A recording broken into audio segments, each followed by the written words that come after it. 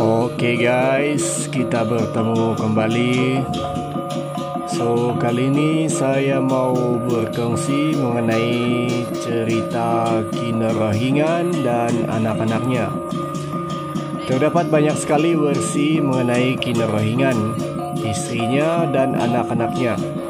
Lain suku dusun akan lain versi mereka mengenai siapa itu Kinarahingan dan anak-anaknya.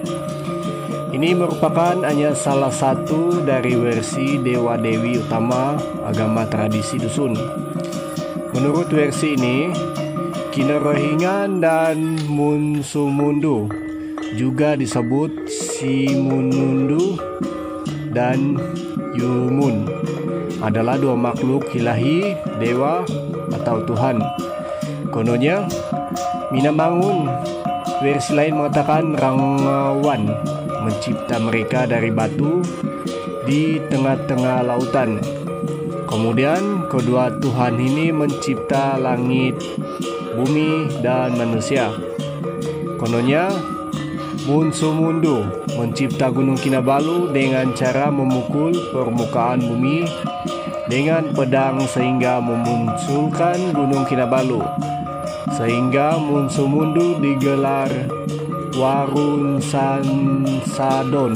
Kinarahingan memiliki 4 anak lelaki dan 3 anak perempuan, yaitu Tawadakan, anak sulung Kinarahingan, anak lelaki.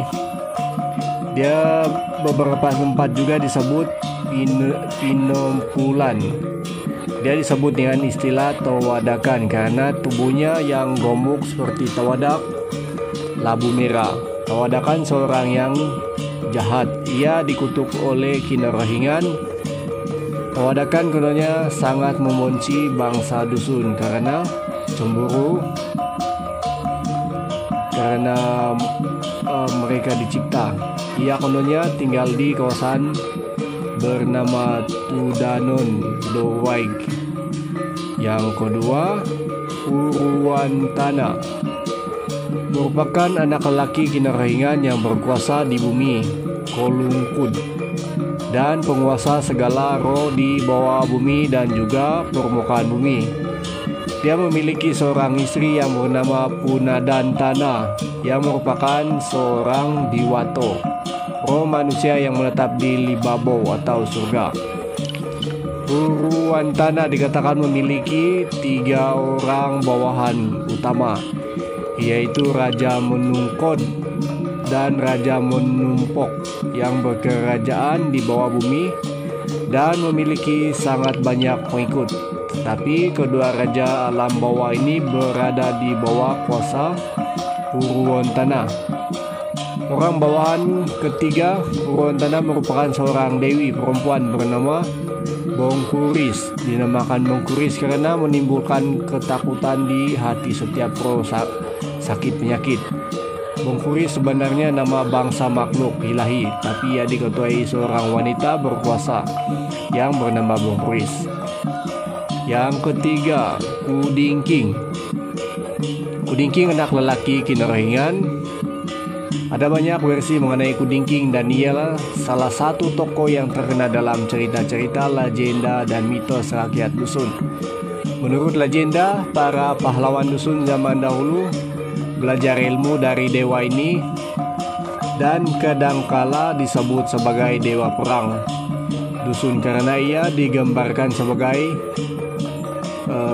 yang gagah dalam kisah-kisah legenda. Dia memiliki seorang istri yang cantik jelita dari bangsa Romandawi dari Kayangan, yaitu Dewi Kinomulok. Istilah Kinomulok berarti yang muda. Oke, yang nomor 4, Uminodun, anak perempuan Kinarahingan yang terkenal yang menginspirasikan perayaan keamatan dan unduk ngadau beauty pageant. Nama Uminodun berarti yang berkorban, seorang dewi cantik jelita yang berhati mulia. Dia mengorbankan dirinya untuk menyelamatkan umat manusia. Ia menurunkan ilmu ritual yang berkaitan dengan padi. Nomor 5, Odu Mongontob. Odu Mengontop, anak perempuan Kinarhingan yang menjaga pintu gerbang gaib di Gunung Kinabalu. Menurut legenda, Odu Mengontop memiliki seorang anak bernama Tarob yang menurut legenda telah menelan bulan sebelum memuntahkannya kembali. Tugas Odu Mengontop di pintu gerbang Gunung Kinabalu adalah untuk memeriksa timbagos rotan yang dianyam berbentuk gulungan. Roh manusia yang belum habis terbuka akan dikembalikan ke alam manusia semula untuk menghabiskan waktu hidupnya sesuai simpulan pada timbagos. Yang keenam, Yurai. Yurai anak lelaki Kinarhingan.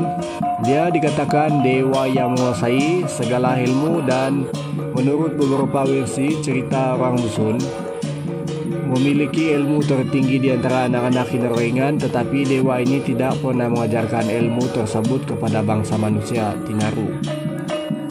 Yang ketujuh, Togoriong. Togoriong anak perempuan Kinarhingan. Di beberapa versi lain, Togoriong juga dikenali sebagai Pomonsoi yang berarti pembuat. Menurut satu versi legenda, Togoriong dikatakan telah bertukar menjadi padi dan beberapa tumbuhan lain yang berguna untuk makanan manusia. So, demikianlah cerita mengenai Kinarhingan dan anak-anaknya